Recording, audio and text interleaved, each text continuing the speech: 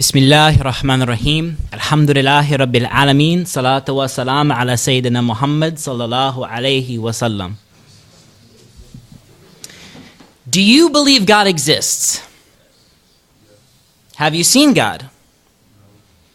Do you believe God exists because someone told you God exists? Or do you believe God exists because you've experienced God in your life? Well, brothers and sisters in Islam and respected guests, I'm here today to tell you and stand before you and declare that I believe God exists. I believe God is one, alone with no partners. And I believe this because I've experienced God personally in my life. The words of Allah subhanahu wa ta'ala in the Quran say in Surah Al-Fusilat, we will show them our signs in the horizons and within themselves until it becomes clear to them that it is the truth. 15 years ago, I sat in the church with my father and my pastor, and I looked at them both straightly, and I said, very frankly, I don't believe in your God, okay? I don't believe in your God. At least, I don't believe Jesus is God. I mean, maybe he was a prophet. Maybe he was a holy man. Maybe he was a myth. Maybe he didn't exist. All I know is, if there is a God, and I'm not sure about that, it wasn't Jesus. And I was very sure of that. Why? Because the Injil, the Bible, tells us this. Jesus tells us about himself in the Injil, verily I tell you the truth, the Son can do nothing by himself. He can only do what he sees the Father doing. Well, my definition of God is an all-powerful God. And Jesus just said he had no power except for the Father. But my church said I should worship Jesus as the Lord of the universe. But the Bible tells us, when Jesus was asked, what is the most important commandment? They came to him, some scholars. He said, what's the most important commandment of all the commandments? And Jesus replied to them, he said, the most important commandment is this. Know, O Israel, the Lord our God, the Lord is one. This is haram number one, shirk, associating partners with God. So I sat there in the office with my pastor and I told him and my father, look, I can't be part of your church anymore, okay? I don't even think God exists. God is certainly not Jesus. And you know what? I told God. I prayed and I said, hey God, if you exist, you better send me a sign. You better prove yourself. Otherwise, I'm not going to believe in you. And you know what? I didn't get any sign. So that's it. Probably God doesn't exist. Have a nice day. Thank you very much, but your religion is not for me. So I thought he'd get really angry with me, right? I thought he'd, scream and shout at me and maybe kick me out of his office and say, get out of here, you darn blasphemer, but he didn't do that. He looked at me, and I still remember his face as he looked at me with very, very calm eyes. And he said something very profound. Actually, he had no idea how right he would be. He said, don't worry, Matthew. I know you will experience God one day. I know it, but you know what? I also know it won't be the way I experience God. And it won't be the way your father experiences God. But I know one day you will experience God. Of that, I'm sure. Well, I didn't give God another thought for a couple of years, right? I was a teenager. I was pretty rebellious as a teenager. And one day my dad sat me down for a discussion, and he said I had two choices: quit smoking pot or get out of his house. So I got out of his house. I got my own apartment. I moved out on my own. And, as a teenager with not a lot of money, I had to get the cheapest place I could, right? So I ended up with this apartment on sort of the wrong side of town, and it was this old Polish mansion. It was huge, converted into subdivided units, and the place was haunted, okay, full of jinn, all right? So we say ghosts in English, but this place was haunted with a capital H. So there were plenty of strange noises from the first moment I moved in, really weird things. But, I didn't believe in God or the hereafter or angels or demon, any of that nonsense. I was like, oh, must be the pipes, must be, whatever. And then during my first week in the apartment, I was woken up at 3 in the morning with this knocking on the wall. I was like, that's weird, maybe someone's trying to get into someone else's apartment. So I was getting a little nervous. This is very weird, right? But the knocking continued. So I started to get a little scared. It's like, what's going on? So in my mind, I'm trying to rationalize these things okay, what could it be? Could it be the wind? Could it be this? Could it be that? And I couldn't explain it. And the weird thing was, this knocking kept getting closer and closer and closer to me. It went all the way down from one side of my apartment all the way into my bedroom, on the wall. Again and again, until eventually the noise was right behind my head. Now, it's no understatement to say I was absolutely terrified. I was like sitting up in bed, completely stiff and like, oh, what's going on? My hair was standing up, and the noise was right behind my head, and it was knocking and knocking, and finally it stopped. I was like, oh, whew.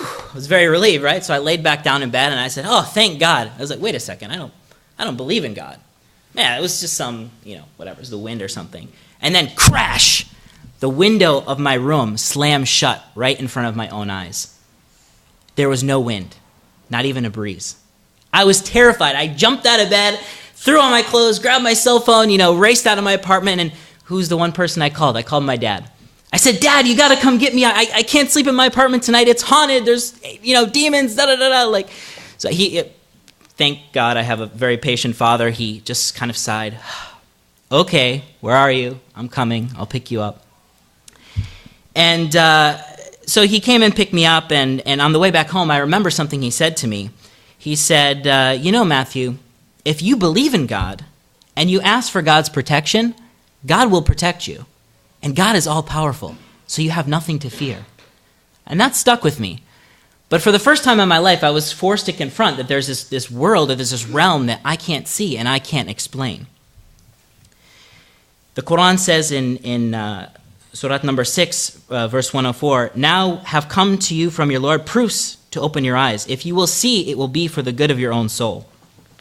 So a year or so later, I started researching other religions. I thought, okay, maybe there's this other realm, but I was kind of looking for something. And so I studied Buddhism, I studied Hinduism, I read the Bhagavad Gita, I even tried yoga, I practiced yoga for a while. But for some reason, I was drawn back to the Bible, maybe because it was familiar. So I gave God my same arrogant challenges when I was a younger teenager, right? I said, okay, God, send me a sign. If you send me a sign, I promise to believe in you and to worship you. So I was reading the Bible, and also I was very broke, still no college education. I was studying at a technical school, but I really had no work experience. I worked in fast food, that was about it. And I really needed money, right? And so Home Depot was hiring, and they paid double the minimum wage, which I thought was awesome, right? So I applied, the interview went really well, and they hired me. But there was one final thing. I needed to pass a drug test. Big problem, okay? So this is haram number 3, intoxication. So it was not possible for me to pass a drug test, all right? Not with the amount of pot I was smoking in those days. So I needed this job really bad, so I was like, well, what else can I do? So I prayed. I was like, dear God, if you exist, really would like this job, so please help me, and P.S., that would be a great sign to prove you exist. Thank you very much. Love, Matthew, right? And so the test was the very next day after my interview, and the hiring manager specifically told me, we'll call you 24 hours after the test to tell you the results. So I waited, and 24 hours went by, and I got no call. And 48 hours went by, still no call. Finally, a whole week went by, no call. So I said, okay, God, I get it. I was so arrogant. I was stupid. I get it. I shouldn't be smoking pot. And I missed out on this great job because of that. Please forgive me. Please forgive me. I'm so sorry, God. The next day, the phone rang. Hi, this is Jen from Home Depot. When can you start? I was shocked. God had answered my prayer. And I got the job. But more importantly, I got a very important sign. I said, okay, God, I get it. You're there. I believe in you. And turn to Allah in repentance, all of you, O believers, that you might succeed. Surah An-Nur. So only after I repented, earnestly and sincerely repented to Allah subhanahu wa ta'ala, did I find success. So I started this job at Home Depot, right? And it was my dream job, but the dream didn't last for long. If any of you have ever worked at a place like Home Depot, it's very difficult work. It's not easy. And there's a reason why they were paying double the minimum wage. So I worked in lumber and building materials. So I spent all my day, driving around forklifts and like schlepping bags of concrete and moving around lumber and loading up trucks. And, this honestly was not the high-tech software job that I had in mind. So I started to get a little depressed about this. I started to think about quitting my job. Now, by this time, I had started reading the Bible pretty regularly. So one day when I was really down, I was thinking, you know what, I'm just going to quit this job.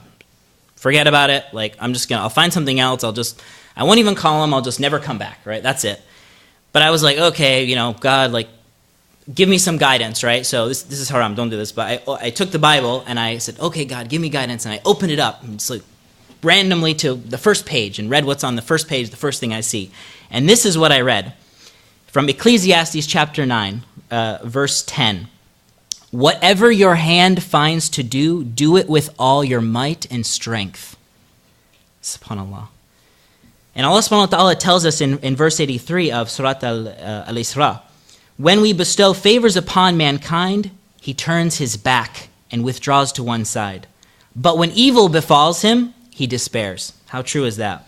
This is haram number 4, ungratefulness.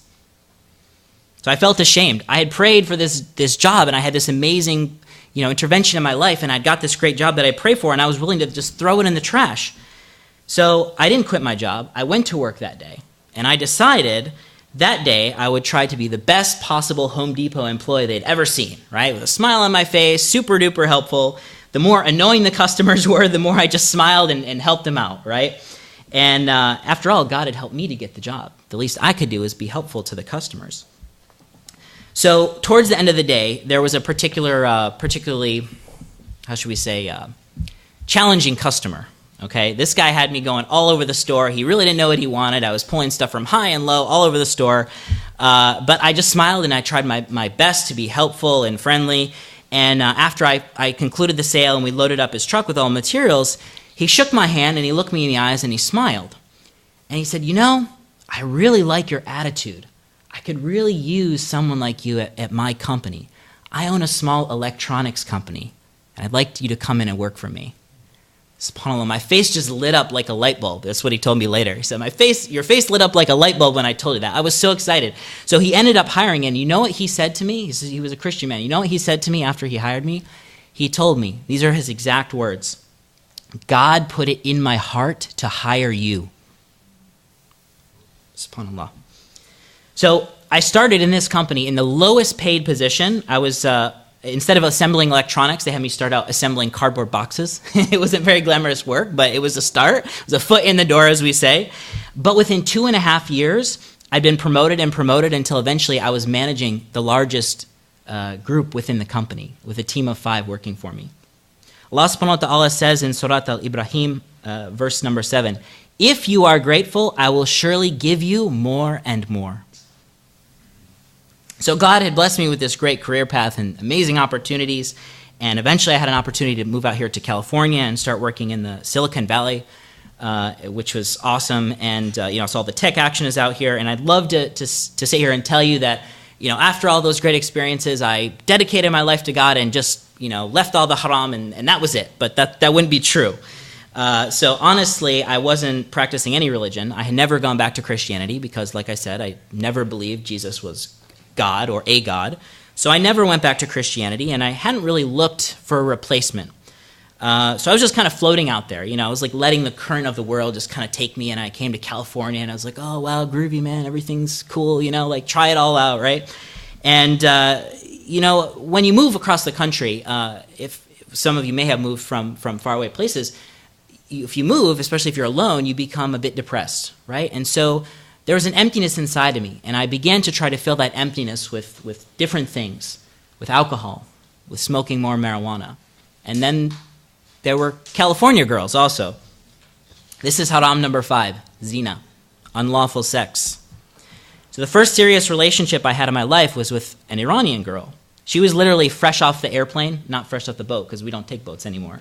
But she'd been in the country a week when we went on our first date. And so to her, I was probably this like bad pot smoking, drinking, motorcycle riding, guy. But to me, she was this beautiful, exotic, otherworldly type of person.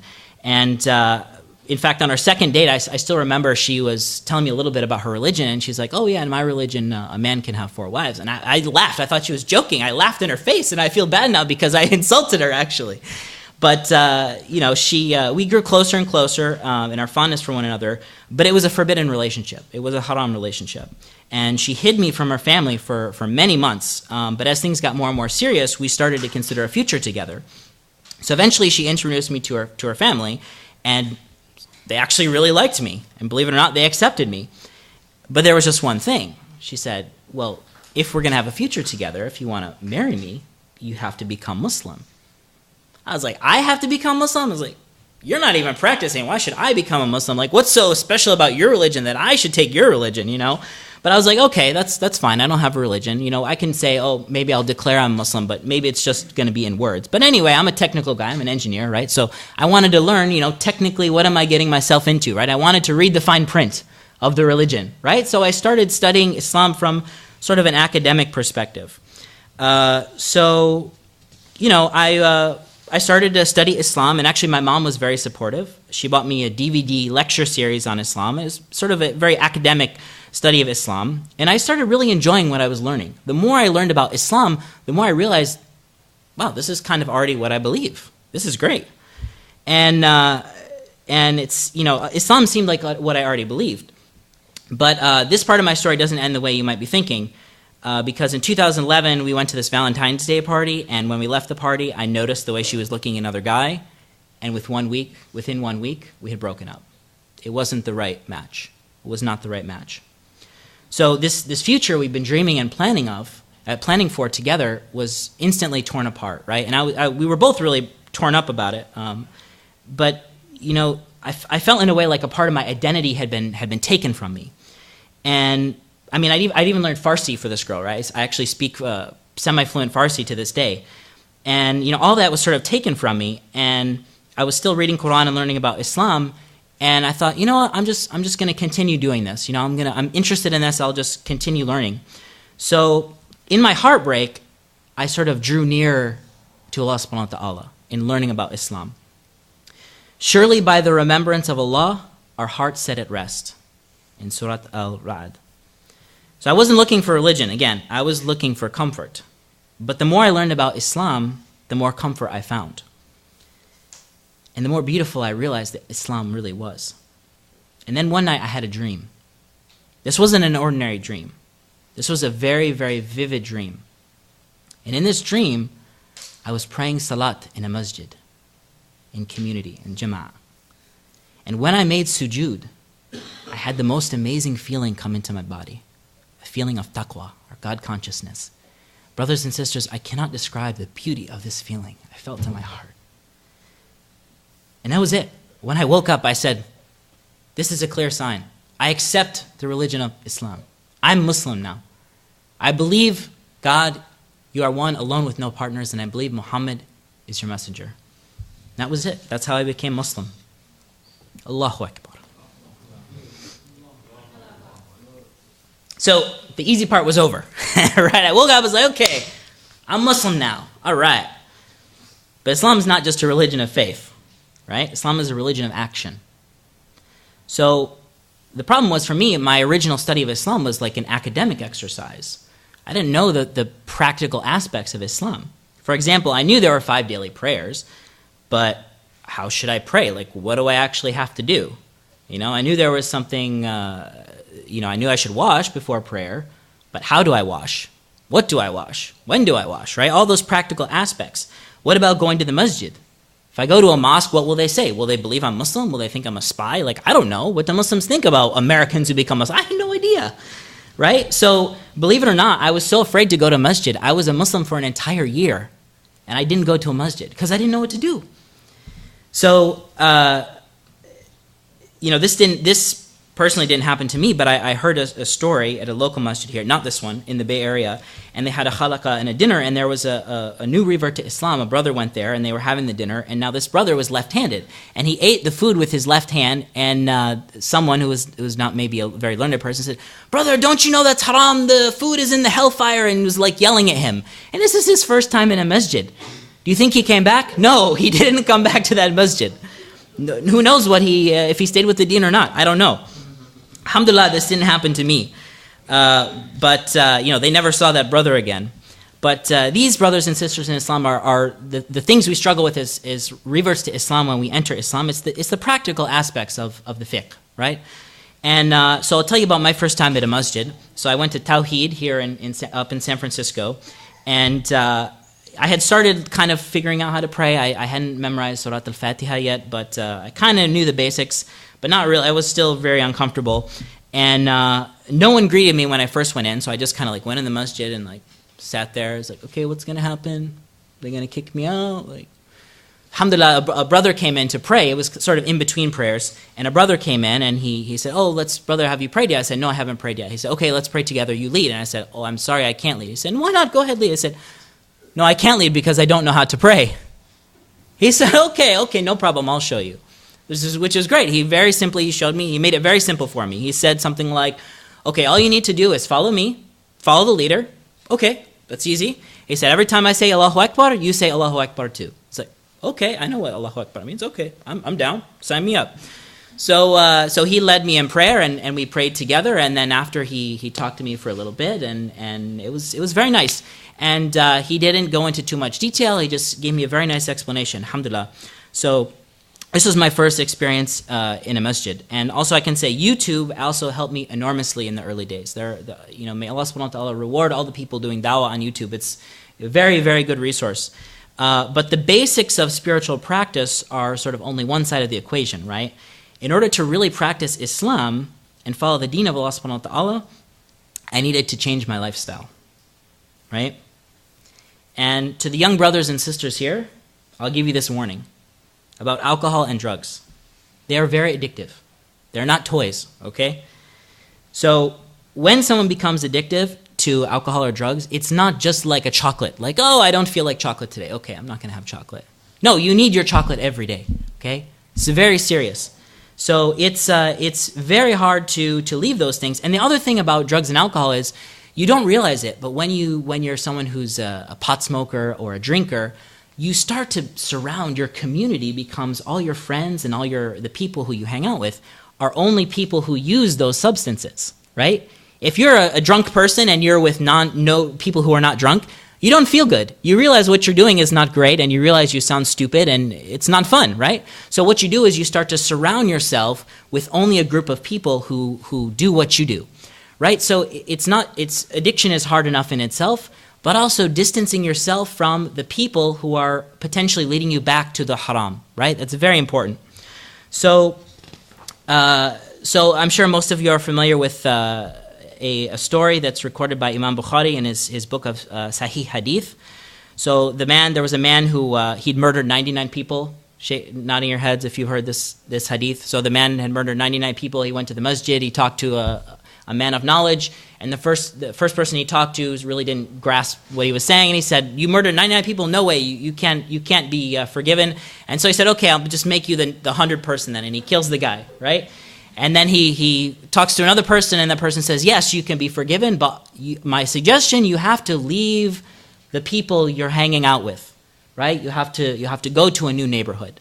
And there's different narrations of how the story ends, but he dies halfway to making his journey to his new home, and Allah subhanahu wa ta'ala grants him Jannah because he made the niyyah, he made the intention, and he started on his journey to leave these friends that were bringing him back to the haram. So this is very important, and it's not easy. But the point I want to emphasize here is you need to surround yourself with good people who have a positive influence on you, because the people you hang out with will have a major influence on you. And so a year after embracing Islam, I was still struggling with intoxicants until one day when I was praying salat and I made sujood, Allah subhanahu wa ta'ala showed me the shame of all the money I had wasted and all the time I had wasted and all the intellect that I had squandered on being intoxicated for so much of my life. And I was so ashamed. I was so ashamed. While I was still in sujood, I cried and cried and I said, I'm so sorry. I said, never again, I swore, never again will I touch intoxicants. And alhamdulillah, brothers and sisters in Islam, I can say to you today, since that time I have never gone even near to intoxicants. Allahu Akbar. So, alhamdulillah, I kept true to that promise. And honestly, I can't begin to describe how much better, how much happier I am in my life overall. So, when you take those steps, alhamdulillah, the deen of Allah subhanahu wa ta'ala does not just give you spiritual success, but it gives you success in the dunya and the akhirah. Success in this life and the next. And alhamdulillah, I can say that is so true. So, one area I had success in was my career, alhamdulillah. So I actually ended up starting my own tech business But I had a problem with cash flow. Cash flow is like, you sell some products and you get paid later, right? So in my business, I had this problem with cash flow. I was selling products but getting paid a long time after. So I talked to my non-believing business advisors, and they said, oh, just go to the bank and take a loan. That's it. So easy, very easy. I said, wait a second, I'm following Islam. I can't just take a loan and pay riba, right? Riba is haram. This is the next haram. So I was like, what do I do, right? So what did I do? I went back to YouTube. So many of us know that interest and usury are prohibited, but how many of us actually know what the Islamic suggested mode of financing is, right? How many of us know about mudaraba and musharaka, right? And murabaha. These are things that many of us don't know about in our community. And it's unfortunate because the deeper I went into researching these things, is similar with all the other research I did in Islam, the more beautiful I found it is. The more beautiful I found that the fiqh of business actually is. And most of the brothers and sisters I've talked to about Islamic business, they have no concept of musharaka or mudaraba or any of these things. And it's really unfortunate because I feel this really as a community puts us at a loss. Because the scholars have gone so deep in this, and just a basic understanding of these fiqh issues can go a long way. SubhanAllah, like, the deen and the fiqh of worship is something that influences every day, right? Praying 5 times a day. But also every day we go to the store, we conduct business, we have a job. So we have to make sure that those things that we're doing in our life every day are also following the deen of Allah subhanahu wa ta'ala. So, I made it my decision and my mission to help Muslim businesses to get financing in a halal way using these principles of mudaraba and musharaka. And that's why I created my company Blossom. Our website's blossomfinance.com. Happy to talk to any of you about that. But thank you so much for inviting me, and jazakallah khair for the organizers, and I'm happy to answer any questions about anything I've said or in general anything about my journey to Islam, inshallah.